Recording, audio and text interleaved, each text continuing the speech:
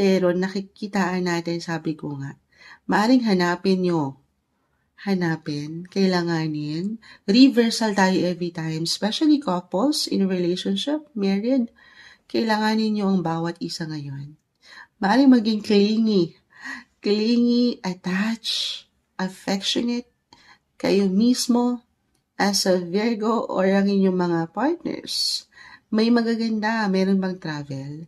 Or sa inyong paraan kung paano kayo higit na makakabuo ng bagong memories together?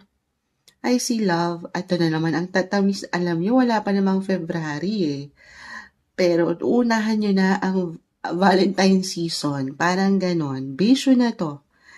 Pero sabi nga nila, yung sobra ay hindi na rin okay. Pero kung pagmamahal lang din yan, why not? Love, love, love. Love is in the air. Mid-January, Virgo. Deserve nyo to.